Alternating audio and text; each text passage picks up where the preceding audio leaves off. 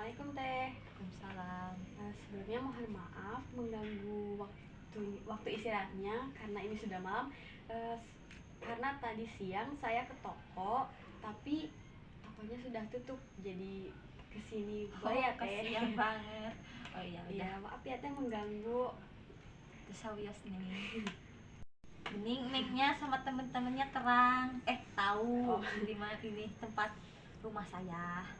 Iya, sebenarnya tadi Teh ke pabriknya ya Teh, cuma tutup, jadi kami mencari tahu apakah ada pegawai yang rumahnya dekat dari toko. Oh, Jadi saya tanya-tanya ke warga sekitar, Pak. Jadi di sini saya ingin mewawancarai Teteh sebagai pegawai kerajinan kria Columbus ini.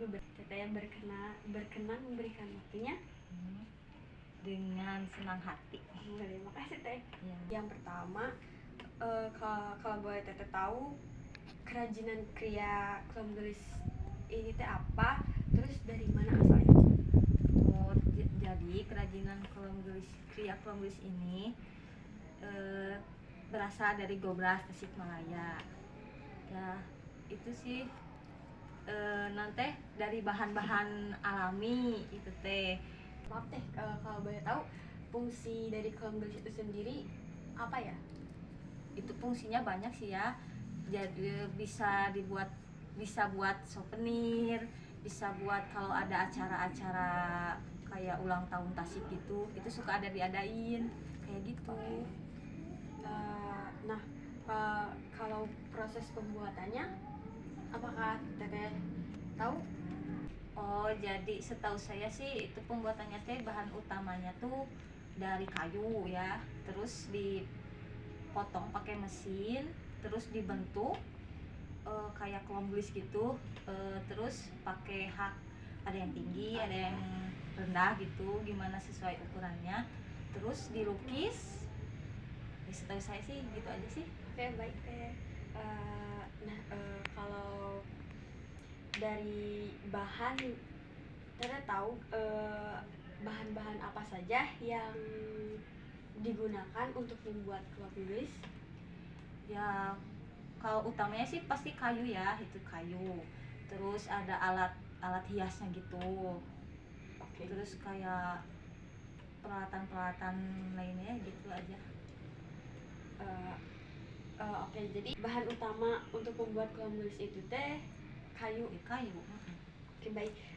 Selanjutnya, kalau Teteh tahu, apa yang membedakan kerajinan kria Columbus dengan kerajinan kria lainnya? Kerajinan kria Columbus itu ya dari seni lukisnya, terus cara pembuatannya, terus dari bahan-bahannya. Ya, setahu saya sih begitu. Baik Teh, terima kasih. Kalau untuk nilai-nilai budaya nih ya Teh, Teteh tahu gak nilai budaya Columbus itu apa? Tadi yang gimana tuh tadi teh pertanyaannya? Nilai-nilai apa saja yang tercermin dari kerajinan kria Jadi Columbus? kerajinan kria Columbus ini ada yang nanti bordirnya gitu. Bordir kan, bordiran khas Tasik itu kan khas Tasik itu kan beda-beda. Terus ada gambar batiknya, terus terdapat di karet Columbusnya kan ada kayak bordiran gitu, terus sama di alas Columbusnya tuh ada ukiran, terus ada motif-motif gitu. Itu yang meningkatkan nilai-nilai budayanya sih, itu kan khas Tasiknya gitu. Baik, kalau cara menjaga nih dan merawat agar kerajinan kria Columbus ini agar tetap awet dan indah dalam penggunaannya, seperti apa ya Teh? Atau harus digimanain gitu? Kalau dari cara menjaga dan merawat, dari gimana caranya supaya Columbus ini agar tetap awet dan Indah? Kalau dari segi pembuatan pasti dari bahannya yang terbuat yang bagus ya, bahan-bahannya yang bagus gitu. Jadi awetnya lama gitu, awet. Terus kalau dari segi pemakaian ya paling dipakai dari pemakaian yang tertentu, hari-hari tertentu gitu, gak setiap hari dipakai. Kalau kalau ada acara tertentu baru Oke. dipakai, jadi tetap awet gitu. Oke, jadi pakaian seharusnya Disimpan lagi. disimpan, dilap Mm-mm. supaya tetap bersih, awet. Oke, baik teh. Untuk selanjutnya, kalau boleh tahu bagaimana cara melestarikan kerajinan kriya kolam gelis ini agar tetap menjadi warisan budaya lokal? Melestarikannya sih itu sih gampang ya, seperti Neng ini kan sekolah bisa dengan gimana, dengan cara-cara sekarang kan bisa kan dilestarikan dengan nanti memperkenalkan kriya kolam gelis itu gimana, terus cara pembuatannya, terus nanti bisalah dikembangkan lagi biar tetap ada, selalu ada gitu ke generasi yang akan datang gitu. Oke, baik teh. Kalau teteh sendiri tahu nggak apa tantangan yang dihadapi para pengrajin ketika memproduksi kerajinan kriya kolam gelis ini? Tantangannya banyak sih ya. Kalau dari lagi cari bahan utama kan seperti kayu, kalau lagi musimnya nggak ada, susah cari bahan gimana. Terus dari yang ngebordir itu kan sekarang jadi jarang kan yang ngebordir gitu, jadi paling kesana aja sih. Oke, tahu apa sih peran teknologi dalam pengembangan kerajinan kriya kolam gelis ini? Oh, perannya itu sangat penting ya. Dari kalau pembuatan kan pakai mesin, kan sekarang udah pakai mesin, udah menggampangkan gitu. Terus kalau dari yang desain gitu kan pakai komputer, bisa didesain gimana kita maunya, motif batiknya gimana, motif bordirannya gimana. Ya, itu sangat penting sekali sih. Itu yang bisa menggampangkan juga, mempermudah iya. Oke. Teteh tahu nggak kolam gelis ini pernah di masih itu yang menyajikan pameran kerajinan kriya kolam gelis ini? Oh, ada pas waktu ulang tahun Tasik kan ada diadakan festival TOP gitu di Hajat Mustafa di Tamkot.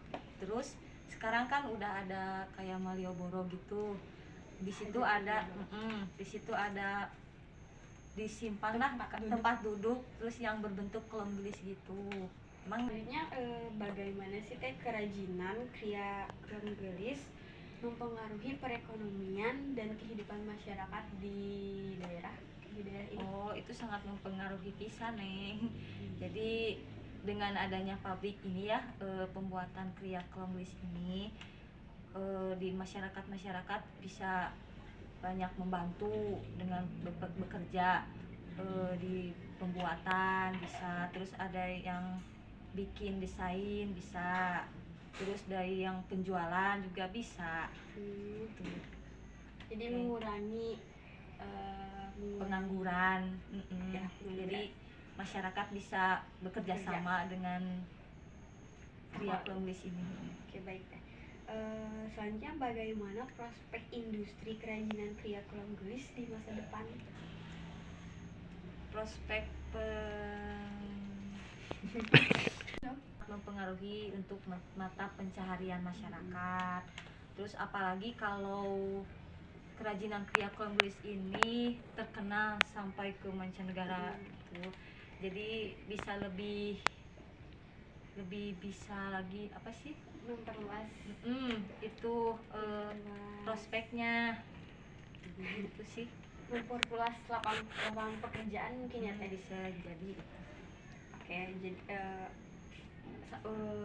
terus kalau Teteh tahu gak apakah ada kisah inspiratif dari para pengrajin yang patut untuk saya dan teman-teman saya teladani atau contoh? Paling dari segi semangatnya ya. Dari itu kan itu teh budaya kan harusnya sih bisa sama neng itu dilestarikan, malahan diperkenalkan sampai ke mancanegara gitu, ke luar negeri lah kalau bisa. Iya teh. Jadi gimana sih ini, apa sih itu kriya Columbus itu, terus bagaimana pembuatannya, terus desainnya kan itu khas Tasik ya. Kayak motif bordiran gitu. Itu sih iya, paling itu yang bisa dituruti sama neng semua di sekolah. Contoh ya teh. Oke, baik. Udah sih teh, cuma segitu. Terima kasih atas partisipasinya dan mohon maaf menunggu waktunya. Ya, apa